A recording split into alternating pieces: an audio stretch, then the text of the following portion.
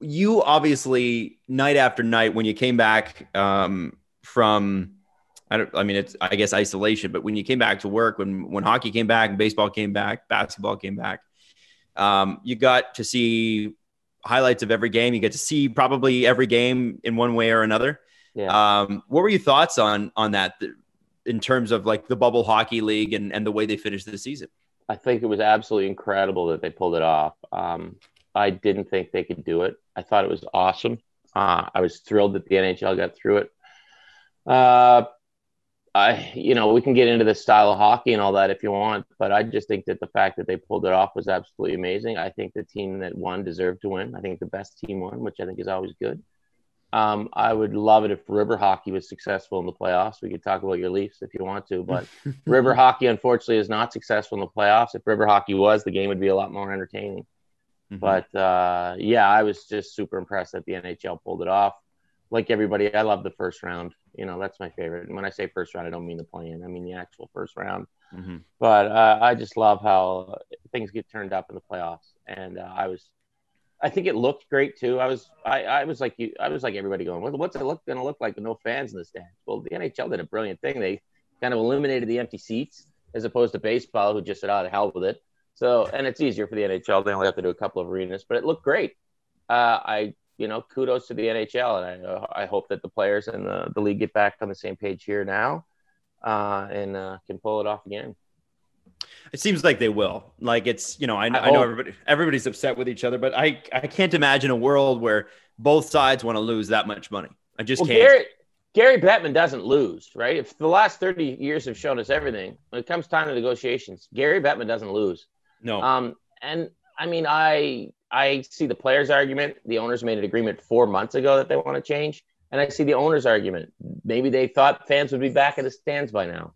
So like all great things, you got to meet in the middle somewhere, right? Like I'm in the basement because my wife sent me here, right? I wanted to do this up in the nice natural light, but she's conducting a conference now with where she works at Rogers, boom, boom, and she's leading the conference. So she needs her loud, beady-eyed, slightly overweight, pale husband in the basement where he belongs. So my wife is the Gary Bettman of this house. She gets what she wants, and I realize that. I'm happy to be here. But you're just in it for the love of the game, and that's why you always buckle. That's right, Dangle. I always give into my heart. Very true. If you let's talk about the style of play. And I actually, before we talk about the style of play, I do want to mention that one Ken Reid on this very show several years ago said the Leafs are going to have trouble in the playoffs because the game changes in the playoffs, and said they're going to need a little bit more grit and toughness. Yeah. And don't they go out a couple months ago, or I guess 6 weeks ago now, and address it in just that way? Zach Bogosian, Wayne Simmons. You can imagine. I don't see Joe Thornton as a tough guy, but he's a grizzled vet who's got the mental toughness that probably the team needs to learn. Are you going to celebrate here, or do you want to celebrate on Twitter later? Like, how do you want to say I was right? You mean gloat? Yeah, exactly. Oh, I'm sure all your little analytical fans thought I was a dinosaur, and I do read the comments. I saw that I was the hockey dinosaur. The old dinosaur was right, analytics geeks. And I mean, I don't want to gloat, although I just did. No, I think you need both. I love skilled hockey. I mean, you look around this room, I got pictures of Lafleur, Gretzky, Bossy, but I also got pictures of guys who are tough. So I like it. I subscribe to the Brian Burke school of top six, bottom six. I'm not an analytics guy. I don't think I ever will be. I know I'm out of date. That's fine. I'm happy with it. I think, you almost need a team to get into the playoffs, and then you need a team to win in the playoffs. You need two. It's like a Jekyll and Hyde thing now. You need two different versions. And back in the day, 21 teams, 16 made the playoffs. You could play the same style the whole year. Now you got to adjust. I think the Leafs are addressing it. I don't think they're anywhere near close right now. Sorry, Dangle. But I think I give Kyle Dubas a lot of credit for going out and signing a Simmons, because it's tough to change. And I know that. I've been the same for 46 years, however old I am. I like the game old school. And Kyle Dubas, likes the game new school, but he's changing, and I totally admire that. And I'm not dumb enough to think you can win with a team of fourth liners. You can't. You need skill, but you need guys to make room for that skill. And I think that's what a Wayne Simmonds will do. You guys know I've talked about Josh Anderson on this podcast before. I've had a man crush on him since he was with the London Knights. I love the way he played. I love that the Montreal Canadiens went out and got him. And part of me says, okay, Wayne Simmonds isn't enough. You can't win with just one guy like that. But then part of me has to realize, okay, the game has changed. Maybe one or two guys like that is enough as opposed to six. I think the Leafs need to be way tougher on the back end, way tougher. Jake Muzzin's good. He's the one guy that plays with a little edge. It can't be just one guy on your back end. To me, you need at least three guys like that. But you can't change your roster overnight. So I think they're moving in the right direction. That should make you smile, Dangle. It does.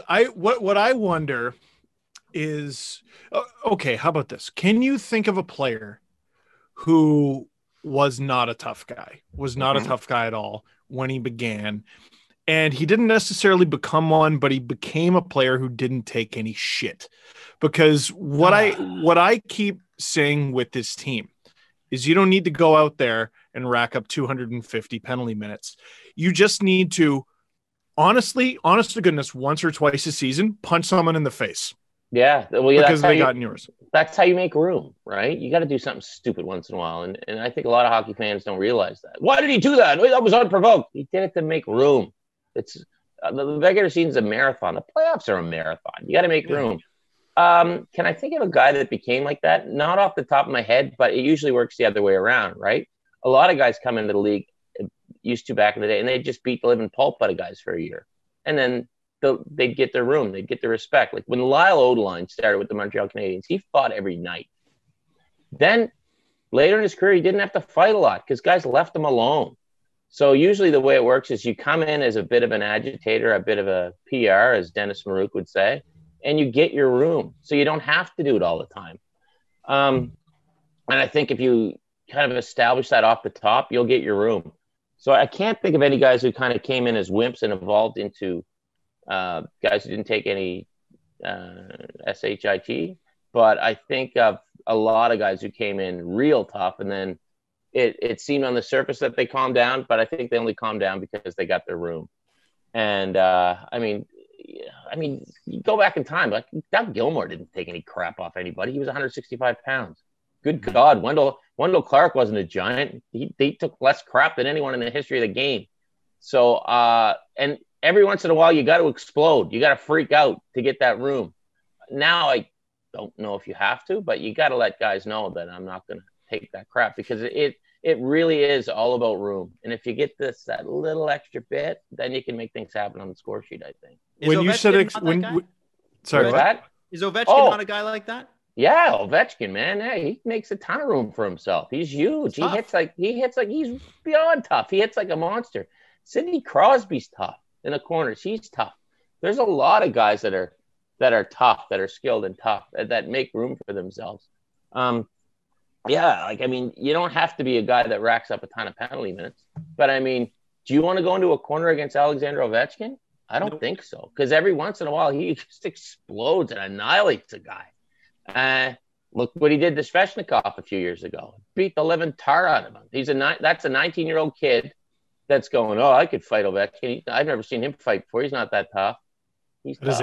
That is a miscalculation. That is I forgot about that. That's like me at the Pick the Lobster Carnival, getting a few Alexander Keiths in me going, you know what? I can roll with the boys. No, know your role. Know your role. Know your role. So yeah, if you go back in the day, there was a lot of really tough players back in the day, and you'd look at their PIMs and you'd say, you didn't fight that much, and they'd tell you, I didn't have to. After a while, I didn't have to. So Ryan Reeves has to fight like twice a season. See, there you go. Exactly. He has to fight twice a season. No one's going to challenge him anymore, right? There's not a tough guy in every team to challenge him. Ryan Reeves makes more room for his teammates just by sitting on the bench. Like, if I read one more comment from some analytic dork who says Ryan Reeves is the worst player in the NHL, I'm like, you don't get it. Ryan Reeves makes his team bigger, and when I say bigger, he gives them more room on the ice.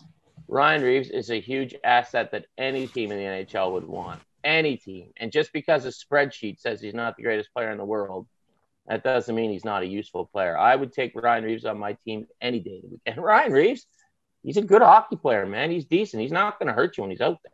He's not going to score 50 goals, but, man, he's a good hockey player. We thought Pittsburgh were nuts. Didn't they pay a first-round pick for him, and then they dealt him like 40 games later? When they got him, I said, finally, Pittsburgh's done the right thing, because Crosby's never had a designated protector in his whole career. They tried George Laraque. It just didn't click. But when they got Reeves, I said, finally, Pittsburgh's doing it. And when they traded him, I go, that's the dumbest trade they've made in eons. And it was. I mean, there's just because you don't show up on the score sheet doesn't mean you're not useful. But I say that because that's how I justify my midget C career. You know, I was on the PK. You know, so I like to think. That's right. Yeah. With Reeves in Pittsburgh, I mean, we questioned the trade at the time, but if they paid a high cost, if you're gonna make a decision, stick to it. Absolutely, yeah. Stick to it, right? And that's the other thing, right? With modern sports fans, there's no patience, right? People go, oh, they got to at least get rid of Dubas. I'm like, no, they don't. This is his vision, man. He's got to see it through. And just because I'm not philosophically aligned with it doesn't mean he's not correct. I could be the one who's wrong, and that's another thing about society today. No one will admit they could be wrong, right?